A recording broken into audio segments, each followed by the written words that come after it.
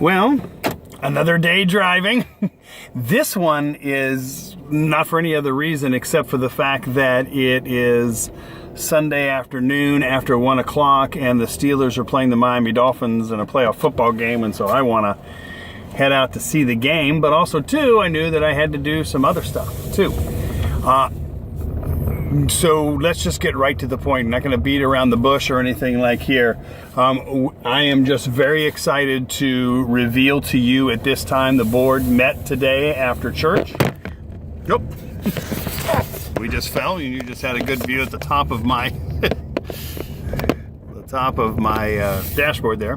The board met after church and we have approved to partner with Downtown Ministries to do their Dream Center. So what's going to happen is that we're going to partner with Ian and Christine, and they are going to be leading their Dream Center ministry, and it's going to be housed at our church. And so we're going to partner with them. They need a space. We need help with the building, and we need help with the ministry, and so it's going to be a win-win. I am so excited about this prospect. In fact, I have a call into them right now to discuss it. Also, too, we also approved to sponsor a ministry by one of our own. Her name is Rita, and it is called the Living Treehouse. Rita is a trained counselor and social worker, and she has been doing this for 20, 30 years, and she really has been laid on her heart that she wants to reach out to do family coaching, mentoring. So she wants to work with families with children from birth to 5 years old, and she wants to work with families that are having problems, meaning children are having behavioral issues in preschools, or there might be the autism spectrum that they're dealing with, or whatever the case may be. And she, too, was also looking for a place to house. Now, the thing that was funny about her is that we began conversation this past summer about it, and it's taken now till January to get the job done. And the reason why is because of the fact that I believe that God was waiting for us to establish this connection with the Dream Center, because Rita's ministry fits wonderfully.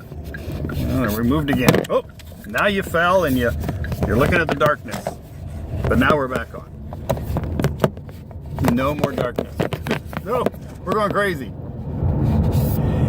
And I think that Rita's ministry fits wonderfully into the Dream Center idea, where they're reaching out to the community and doing things in the community. So I am stoked. I am so excited about the future and what this ministry is going to be able to do. I think God is really doing something in spite of us. And I do believe that this is going to be huge. I said to someone, I think that in like 100 years when they're celebrating the 200th anniversary of the church or something, they're going to look back to this day and look back to these ministries and say that's when the change was made. That's when really things started to turn around.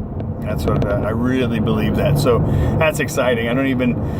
Worship was good too. I mean, it was good worship, and we talked about loving our enemies and living generously, and how living generously means way more than just giving a lot of money, but means to basically to live in a way using our time, talents, and treasures in a way that glorifies God, and focusing again on the notion of being somebody as opposed to doing something. We want to be all that God has created us to be. We want to be the people that God has created us to be. And once we start focusing on that being, then the doing falls in the line. So it's not about trying to add another thing to our to-do list, but it's about being a person who loves their enemies, being a person who, in essence, can live their life in the upside down way of Jesus. That's what we talked about. But I'll be honest with you, right now where I'm standing, even though that's important stuff and it's good, and if there's a message in there for you, that's wonderful, and I think that God can do all things. But wow, I am just amazed at the decisions that were made today and the direction that we're going, and I cannot wait to experience what it's going to be like to partner with the Dream Center here, the Bradenton Dream Center, and to see what God can do through the use of that building. we get to be the benefactors of it, to see what God can do and to be a part of it. So that's kind of where we are today. That's our Hot Fudge Sunday for today. It's freezing, absolutely freezing. Those of you who are watching up north, you'll laugh at me when I say it's freezing because it's in the 40s, low 50s. But it's freezing, and for us Floridians, that's freezing. But at least it's sunny and it's blue skies. Alrighty, so as I say every week, I hope this week has a great you, and tune in next week to see what God is going to do. Alrighty, bye.